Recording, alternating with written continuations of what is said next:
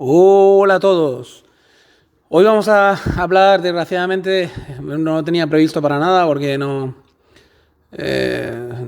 es lo que estaba previsto hacer, digamos, lo que tocaba, pero bueno, no me queda otro remedio que hablar de Diego Armando Maradona, mi ídolo de infancia, el que realmente, pues de alguna forma acompañó todo mi infancia y mi adolescencia en cuanto a lo futbolístico. Los más viejos del canal sabéis que ya le dediqué una sección de Messi versus Maradona, analizando un análisis justamente que había hecho Maldini, el famoso periodista, digamos, español, que es un especialista en fútbol internacional.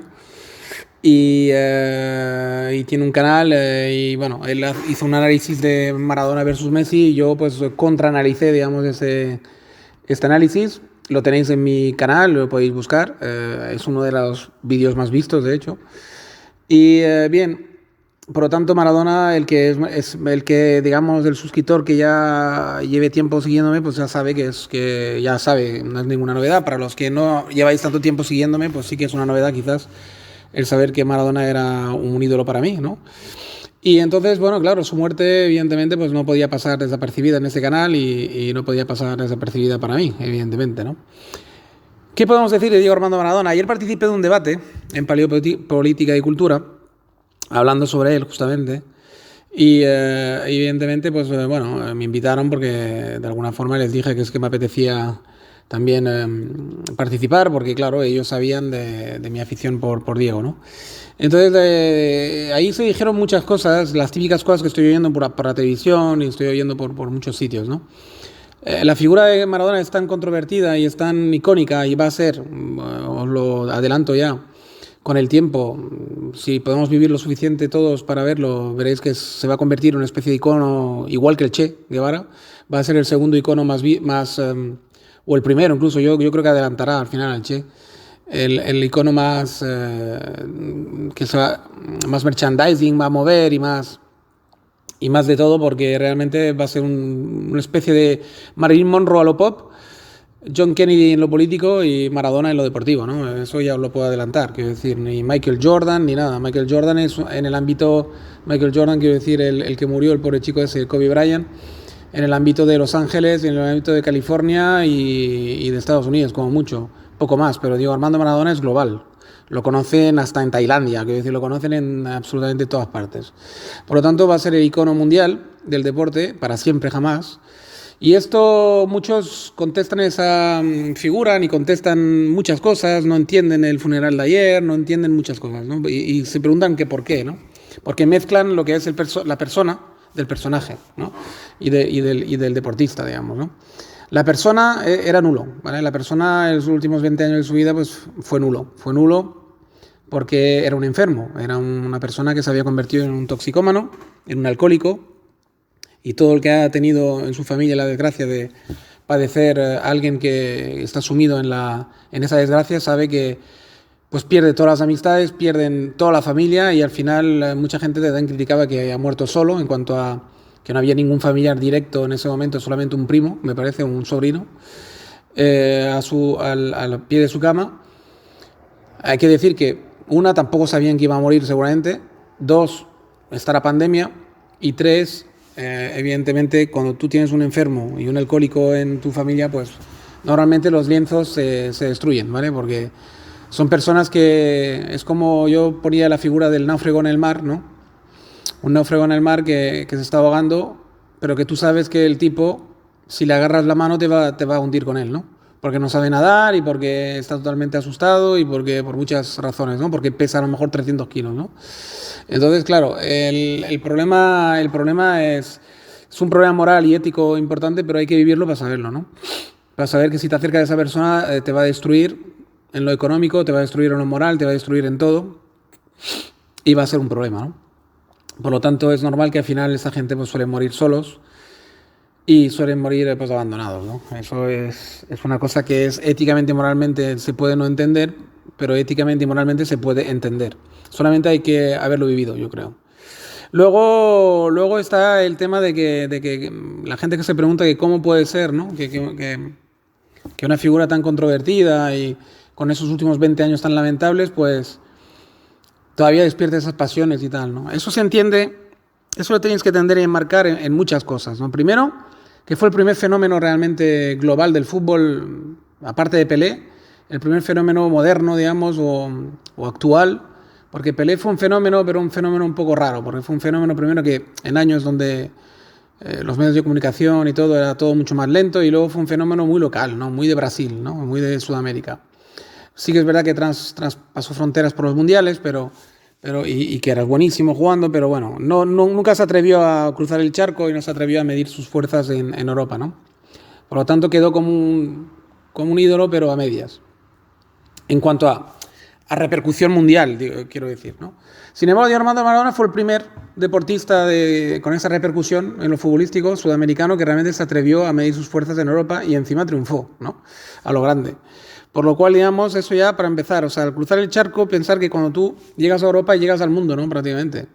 Porque Sudamérica te puedes quedar ahí, pues eso, sí, vale, todo el continente americano, que no es poco importante, puedes llegar tu nombre a España, puedes llegar tu nombre a sitios donde hablen tu idioma, pero complicado que te instales como una figura global, ¿no? Si cruzas el charco y te vienes a Europa, con Europa ya tienes el norte de África, tienes Oriente Próximo y al final tienes Asia, ¿no? Está clarísimo, ¿no?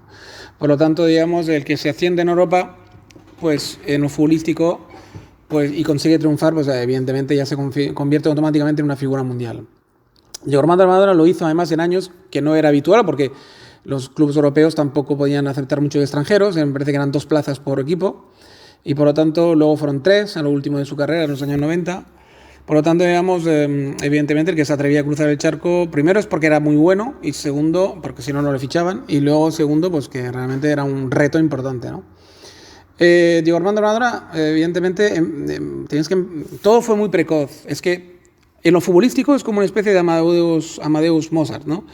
Es la cosa más precoz y más increíble que se ha visto hasta ahora, incluso, ¿eh? Yo creo que no hay nadie con su precocidad que luego haya triunfado, ¿eh? Porque debutar precozmente en la primera división de un país, pues hay récords, ¿no? Tipo 16 años y 17. Él debutó con Argentinos Juniors con 15, ojo. Que creo que es un récord que no sé si está igualado o superado, pero me parece que no. Con 15 años debuta en primera división con Argentinos Juniors. Antes de esto ya, en las medias partes de los partidos de Argentina Juniors lo sacaban para entretener al público porque con el balón Maradona siempre ha hecho lo que le ha dado la gana, es decir, es un tipo que se podía pasar haciendo toques horas, y literal, o sea, no es una exageración, y además te podía hacer toques no solamente con un balón de fútbol, sino con cualquier tipo de pelota, con cualquier tipo de cosa redonda, incluso con un papel de aluminio enrollado, ¿no? O cualquier cosa, ¿no? Luego tienes que pensar que viene de una barriada realmente pobre. Es un chico humilde, un chico que de hecho para mí mentalmente siguió siendo ese chico de 15 años que debutó en Argentinos Juniors siempre, nunca creció mentalmente. Un chico humilde, un buen chico, un buen chaval, al final era ese típico, pues lo típico carácter de todos los talentosos, ¿no? Cuando empiezan, ¿no? Simplemente solo pensaba en la pelota, estaba obsesionado con la pelota, era un psicópata de la pelota y realmente solo estaba obsesionado con jugar a fútbol y hacerlo bien y mejorar, etcétera, ¿no? Un perfeccionista, ¿no? Y un poco como, ya le digo, la analogía que he hecho antes de Amadeus Mozart, ¿no? O sea, esos genios que solamente piensan en su arte, ¿no? Pero ¿qué pasa? Que cuando van creciendo, pues, evidentemente, pues claro, ya les solicitan muchos otros aspectos de la vida, ¿no? Y es cuando muchas veces se tuercen y el genio, digamos, sencillo y el genio inocente y totalmente fuera del mundo se convierte muchas veces pues, en lo que se ha convertido Diego Armando Maradona, ¿no?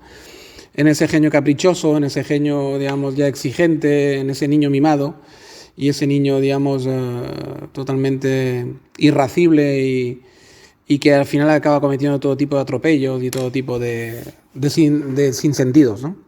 Y eso es lo que el resumen de lo que podríamos decir de Diego Maradona. ¿Por qué se va a convertir en un mito, una figura y por qué ha tenido el entierro que ha tenido? Hombre, tenéis que pensar que es el héroe por antonomasia, ¿no? Para un argentino es el que salvó el honor de Argentina. Después de perder la guerra de las Malvinas, justamente va y le marca 2 goles a Inglaterra. Uno, un gol mítico impresionante, el mejor gol de la historia todavía en los mundiales, y regateando todo el equipo de Inglaterra y metiendo el gol. Y el otro gol, pues con la pillería esta del gol de Dios, ¿no? De la mano de Dios, etcétera, ¿no? Por lo tanto, suficiente como para que sea un mito para el resto de su vida, ¿no? O sea, salvó el honor de Argentina, ganando en cuartos de final a Inglaterra en el Mundial del 86, que luego encima ganaría el Mundial. Por lo tanto, el honor de Argentina quedó totalmente salvado. Y luego tenéis que pensar también o sea, que eso nunca lo olvidarán los argentinos, jamás. Por eso es todavía un héroe hoy en día, a pesar de todo. Porque realmente, por mucho que queramos o no queramos, aquí en Europa, porque ya el tema del Estado-Nación y el tema de la nacionalidad se ha quedado como algo tabú después del nazismo y después del comunismo y sobre todo de todas esas ideas, digamos, porque ese nacionalismo mal llevado que se ha llevado en Europa porque se mezcló con el racismo, etcétera. Y entonces pues se ha quedado como una especie de mancha que en Europa ya el nacionalismo lo tenemos como algo tabú, pero en Argentina no, son países nuevos relativamente, no sufrieron, digamos, para imponer, sí, evidentemente que pagaron los indígenas, esa es la verdad, para establecer los estados-naciones modernos jacobinos, digamos, el modelo jacobino, pues se cobró sus víctimas también en América, pero bueno, ya habían sido, digamos, ya invadidos, ya habían sido, fue, digamos, ya el apuntalar, ¿no? Lo que hicieron los criollos. Pero sí que es verdad que si dejamos aparte esto, digamos, no han tenido grandes traumas a nivel de entre ellos, porque aquí en Europa lo provocó guerras civiles realmente el jacobinismo, ¿no? Guerras civiles internas en cada país, provocó un gran cambalache porque se cargaron miles de años de historias, ahí se cargaron, digamos, o acabaron de rematar a una civilización, pero una civilización que ya había sido autorrematada por ellos mismos y luego encima, digamos, con la invasión primitiva, digamos, de los europeos que llegaron y los españoles concretamente que llegaron a Sudamérica, pues ya habían perdido mucho de su historicidad, digamos, ¿no? Por lo tanto, digamos, no fue un cambalache tan grande como pasó en Europa, que eran miles de años ya de una forma de funcionar, que de repente en 200 años se borra, ¿no? En menos de 200 años en algunos casos, ¿no? Por lo tanto, eso ha provocado un cambalache importante. Luego todo el fanatismo que estaba en la religión y tal y cual se traspasó quizás al nacionalismo y ahí pues encima se mezcló con racismo y bueno, en fin. Fue una cosa realmente brutal, pero tenéis que entender que en América se vive de una forma prístina todavía el nacionalismo, no tiene toda esa carga emocional que tenemos aquí en Europa, por lo tanto, digamos que un héroe, digamos, futbolístico restableciera el honor de la Argentina, pues es una cosa que nunca se lo pagarán bastante a Diego Armando, ¿no? Y ahí tenéis al presidente de Argentina actual llorando en su tumba, etcétera, etcétera, ¿no? Y luego, la locura que hay en Nápoles por él, pues se explica exactamente por la misma razón. Nápoles es una ciudad devastada por la camorra, una ciudad totalmente pobre, siempre agachando la cabeza comparado con el norte de Italia, el norte potente, Milano, Torino. Todo esto, digamos, Diego Armando Maradona llega al Nápoles, un equipo humilde, que sí que es verdad que le fabrican un equipo a su alrededor un poquito para ayudarle, pero realmente era un equipo súper humilde y los jugadores que le habían fichado a su alrededor eran buenos jugadores, pero no eran cracks ni muchísimo, o sea, no era el Barça de Messi, ¿vale? No era Iniesta, no era Puyol, no era Busquets en sus mejores momentos, ni era Xavi Hernández, ¿vale? Ni eran, ¿cómo te diría yo? Ni eran Víctor Valdés, ni nada. O sea, ni Puyol, desde luego, ni todos los cracks que había en el Barça, ¿no? Que han rodeado siempre a Leo Messi. Ni era un club tan grande y tan masculino como el Barça, ni muchísimo menos. O sea, era un club modesto del sur de Italia, una ciudad grande, eso sí es verdad, con mucho potencial, pero totalmente chafada por la camorra, como decía, y totalmente derrotada y totalmente, digamos, genuflexa comparada con el norte, ¿no? Y claro, un napolitano pues no tenía muchos motivos de orgullo hasta que llega Diego Armando Maradona, ¿no? Hasta que llega Diego Armando Maradona y realmente pues les devuelve una esperanza, les devuelve el orgullo de ser napolitano, devuelve de alguna forma el orgullo al sur de Italia también, demostrando que el sur de Italia también podía ganar al norte. Y todas esas cosas que parecen tan infantiles y tan estúpidas y tan pueriles, pues tienen una importancia fundamental. Cuando tú eres un chico de barrio o una persona de barrio o eres una familia de barrio bajo, que no puedes disfrutar de las grandes cosas culturales ni puedes vanagloriarte en tu vida de ser un gran... de tener títulos académicos y de trabajar en una gran empresa y de ganar mucho dinero, pues, ¿qué quieres que te diga? A quien le parece una cosa tonta y no importante, porque tiene una vida plena, una vida llena de estímulos, pues cuando pensar e intentar tener un poquito de empatía y poneros en la piel de quien no tiene todos esos estímulos y esa gran vida, y tiene una vida muy sencilla, muy humilde, muy aburrida y bastante poco estimulante, y de repente pues te agarras al fútbol, que es por antonomasia el deporte popular, y de repente te sale un héroe como tú, de tu barrio, de tu propia idiosincrasia, y te levanta las pasiones que te levanta, y te identificas, y de alguna forma te sientes un ganador, aunque sea por 90 minutos, ¿no? Eso, si ejercéis un mínimo de empatía y un mínimo de humanidad, lo tenéis que entender. Y eso es lo que ha pasado en Nápoles, es lo que ha pasado en Argentina, y es lo que ha pasado en el mundo entero. Realmente todo chico humilde de barrio, y me incluyo en ellos, de un día u otro nos hemos sentido identificados con ese Diego Armando Maradona, ¿no? Nos hemos sentido identificados con ese chico que saliendo del barrio más humilde de su ciudad, de repente conquista el mundo, ¿no? Evidente, ¿por qué no, no? ¿Por qué no? Si eres deportista, te ha gustado el fútbol, ¿por qué no te ibas a identificar cuando eras joven, ¿no? Con esta figura, ¿no? Evidentemente es algo normal, lógico. Y ahora, pues me parece, claro, ahora vivimos en una sociedad todavía mucho más aburguesada que los años 70 y 80, pero muchísimo más, o sea, porque de hecho lo de los años 70 y 80 todavía era una sociedad muy dura. Todavía no estábamos aburguesados, ya le puedo asegurar que un barrio obrero era un barrio obrero, sucio, y era un barrio realmente deprimido.